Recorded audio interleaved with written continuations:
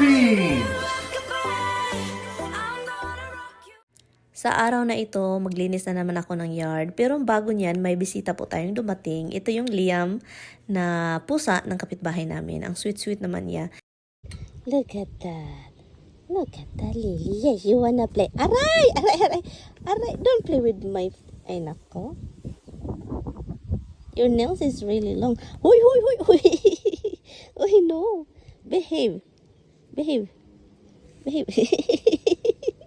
Behave, William. Liam, aray. Hold on. Look, look, look, look, look. Hold on. Hold on. Where you going now? You going home?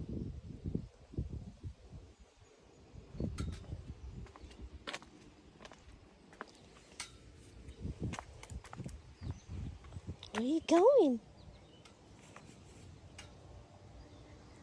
Ito yung napakaganda sa pusa na ito, guys. Is very friendly. Yung aso noon ng kapitbahay namin, which is kapatid nitong pusang ito.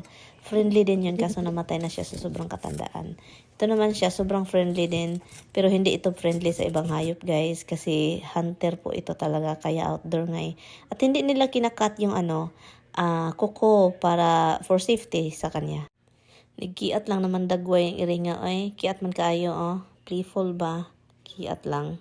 Tara, balik tayo trabaho, guys. Ito na, guys, magkakatay ng grass and yun, ito yung machine, sobrang laki at saka sa sobrang liit ko, hindi ko maabot-abot yung brake, so kailangan kong mag-forward, o diba? So, pero hindi siya nakakapagod, basta under the sun lang talaga na ang sobrang init, yun lang yung nakakapagod ang init.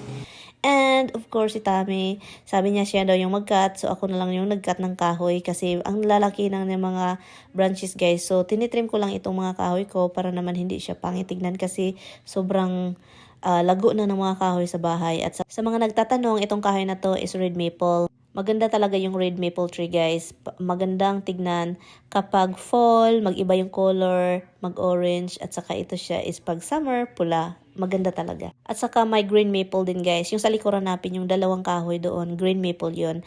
Mag-orange yun siya.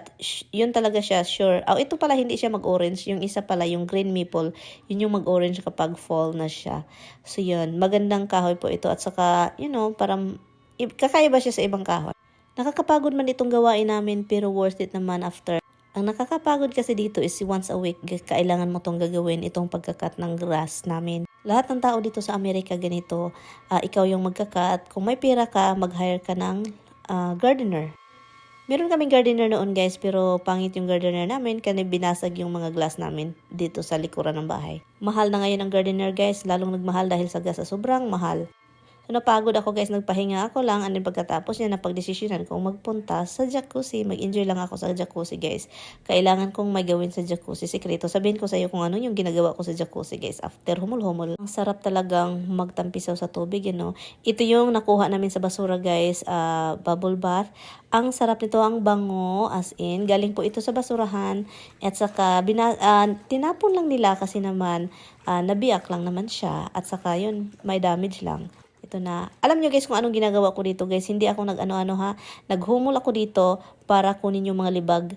Isang taon na hindi nakuha yung libag, ang kapal-kapal. Yun yung first layer ng libag ko. So, next time, kukunin ko yung second layer. I think meron pang third layer. O, diba, malibag si Marian. Kasama lang yan sa malibog. Yan, pagkatapos kong naligo, guys, itong bulaklak ko, guys, tinubigin ko siya. Ang problema ngayon na overwater ko siya. So, ngayon, ang daming tubig sa sahig. So, tingnan mo naman, nasira yun siya. Pero binalik ko din siya.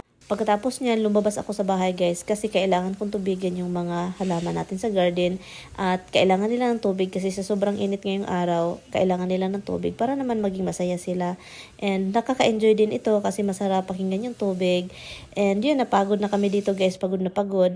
At saka tinulugan lang naman ako ng mga kasama ko dito sa bahay. And then ako, hindi ko na alam kung anong gagawin. Yun, ipakita ko sa inyo si Tami kung anong ginagawa niya.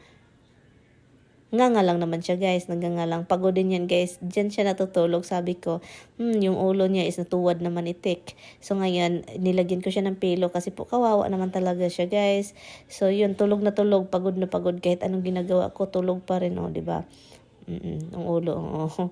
Pagod na pagod yan, guys. Iwan ko na lang, guys. Guys, meron pa. Oh, ito, si Roxy, tinilogin ko. Bago niyan, guys, meron akong narinig sa labas pala. Tika muna. Meron akong narinig sa labas. Iwan ko kung ano yun. Iwan ko kung groundhog ba yun sa ilalim ng porch namin, or tao, or deer, or something. Lumabas ako, guys. Paggabi na yan, yun, paggabi na, kaya meron na siyang light. Sa camera hindi siya halata na paggabi na. And tinitignan ko, chine-check ko, wala naman akong nakita. So, kailangan kong lumabas, guys. Kung may tao naman, kailangan ko naman yung, tatakbo lang naman ako pag may tao. So, wala akong nakitang tao. Tinitignan ko dito sa bushes, dyan, sa gilid. Wala din dyan, tinitignan ko siya. Wala din na hayop or kahit anik-anik. So, yun, pumasok na ako kasi baka yun. Kasi kapag deer, wag ka nang tatakbo ka na kapag, bear pala. Yung bear ba? Yung itim na malaki na nakakatakot yung mukha. Hello guys! Bago tayo mag-garden, of course, bibili muna tayo ng mga pananim. Bumibili lang ako dito sa Adams ng mga talong, iba't ibang gulay na i-add natin sa garden. At kasama ko si Mister. And of course, andito lang siya sa sasakyan. Naghihintay at naglalaro. Iwan ko. Hindi yan naglalaro. May mga ginagawa sa cellphone. Iwan ko na lang. So yun, dyan sa tindahan na yan. Ako bumibili ng mga gulay. Maganda dyan. Maraming gulay. At maraming mata na malalaki. Yung asawa ko is loko-loko paminsan ba. Yan guys, tapos na po ako dito. Aalis na tayo. Uwi na tayo. And then mag-start tayo ng garden kasi meron lang akong i-add guys. Kailangan kong mag-add kasi may mga space pa pala ako doon sa garden natin na maliit. And dito yung lugar na dito kami nagda-dive. Hating gabi. So ngayon daytime nakapunta kami dito. Maganda pa naman pala dito. Pag gabi kasi kakaiba siya. So tara, uwi tayo guys. Ito yung bridge. Maganda itong bridge na to. Sobrang tight yung daan. At kinayanan ko naman kasi takot ako sa masisikip na lugar. Ayaw ko yung sobrang sikip. Para akong mabubundol sa kabila at sa kabilang side. Para akong na-squeeze ako. Pero kinaya ko dito pag-drive kahit ganito. Kasi paminsan kasi hindi ito ganito. Dapat yung lane sa gitna is empty. Pero paminsan ino-open nila. So doon tayo. Tinatry natin. Nakauwi na kami. At itong dalawa gusto nang ihi na talaga sila kaya nagwala.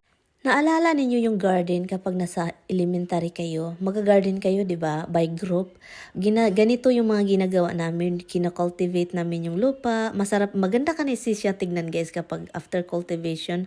Yung ganyan, mga itim-itim, makikita mo siya. So, ganito yung mga ginagawa ko. Parang masaya talaga yung mga halaman kapag ginanito mo yung lupa, di ba?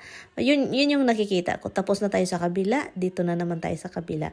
Yun guys, yung tomato ko. Ito yung tomato na pinakauna kong natanim. Mataas na siya and kailangan ko siyang i-secure kasi mahangin paminsan guys at saka ayaw ko namang matumbayan. Ito yung pinakaayaw ko sa mag-garden guys. I mean, mahilig ako mag-garden pero may pinakaayaw ako.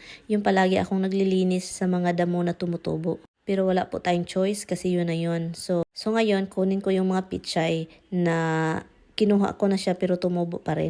Hindi ko naman yan magagamit so kailangan natin tanggalin. Watch me whip and watch me nay-nay. Sana marami tayong ma-harvest this coming summer. Itong salad natin, nakikita ninyo yung salad. Gusto ko ng harvest. So napag-desisyonan ko mamaya i-harvest natin. Ito talaga yung mga gawain sa bahay or gawain sa paligid ng bahay na hindi kami magkasundo ni Tami.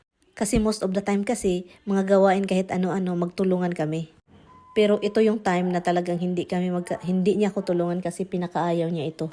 Ito na, kukunin na natin itong salad para may makain yung asawa ko. Ayaw ko talaga sana itong itanim kasi madali lang siyang i-harvest. Pero dahil kay Tami, tinatanim ko to kasi ito yung paborito niyang kainin. Para siyang baboy. Baboy na nag-diet kasi salad nga eh. Ang gusto ko kasing itanim sa garden ko is yung palagi akong nag-harvest, hindi ko siya kukunin. Palaging magbunga. Yun yung klaseng gulay na gusto ko. Pero kailangan ko itong gawin dahil ito yung gusto niya. Maganda naman itong salad na ito. Masarap siya kainin actually.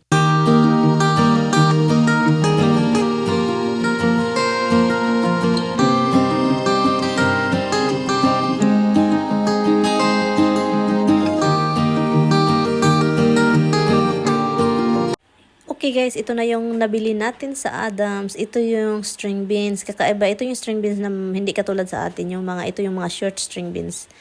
Paminsan kasi masarap ito i-salad. Kaya napagdesisyonan ko kumuha. Kung meron ako guys pinatubo kaso hindi siya tumubo. Actually, meron pa akong space dito kaso nagpag-isip-isip ko ano ba dapat kong itanim. So yun, ang kinuha ko lang naman is string beans. And then kumuha din ako ng talong. Makikita ninyo yan. Tinatanim ko lang siya dyan. And then kamatis, nagdagdag ako kahit marami na akong kamatis. Yun yung talong na yan. At saka healthy. Hopefully healthy siya hanggang tumaas. Ito naman, ito yung mahabang string beans. Nag-extra seedling ako para naman meron tayong lagay sa mga kinakain ng ibon. Isip-isip si ate dito. Nag-isip-isip ako kung ano yung gagawin ko. Naisip ko tuloy parang naparami yung kamatis ko. Oo nga parang ang dami ko ng kamatis. Hindi ko nga naisip.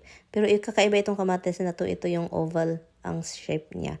Roma po. So, sinesearch ko siya guys. Ang hahaba pala ito guys kapag tumaas. Yung parang pag old na siya ba? Sobrang haba pala. So, ako nag-alala akong paano siya i-secure. Anyway, sa mga nagtatanong, ito po yung lime. Lime po natin. Iba yung kalamansi. Tinitrim ko lang po ito. Ayaw ko kasi na ang daming sanga. Kaya tinitrim ko. Gusto ko lang dalawa yung sanga. So kaya kinuha ko yung pangatlo. Ito siya. Pinutol ko siya guys. Kasi po ayaw ko yung palabas yung sanga. So gusto ko pataas lang siya ng pataas. So kaya pinutol ko siya dyan. And then pinutol ko din yung kabila. Kasi palabas po yung posisyon niya. So ngayon, ito siya yung pataas. So yun lang yung tinira ko. At saka yung iba pataas naman siya. So yun, ganyan ako mag-trim guys. So ngayon, tinitrim ko din yun. Pinoprone ko itong kamatis ko. Kasi nga, ang dami ng dahon. Parang kinukuha ang sustansya. Nandun na sa dahon guys. Kaya kinukuha ko siya. At saka pinoprone ko itong mga tumutubo sa gilid. So dapat siya kailangan kunin guys. Kasi yun din siya. Hindi siya masyadong magbunga. Or kukunin yung sustansya. Andyan yan, kinuha ko siya. At saka meron pa dito sa taas. And then meron pa dyan lumalaki. Kailangan siyang kunin. Pwede naman siyang hindi kunin pero maganda kasi kapag kunin mo kasi yan kasi para yung bunga is masaya. Si Roxy tahol ng tahol kasi ang daming aso kasi sa kapitbahay. Kaloka. Anyway guys, yun lang siya guys. Pagpasok ko sa bahay, ito na yung pusa. Naunahan ako, kaloka na.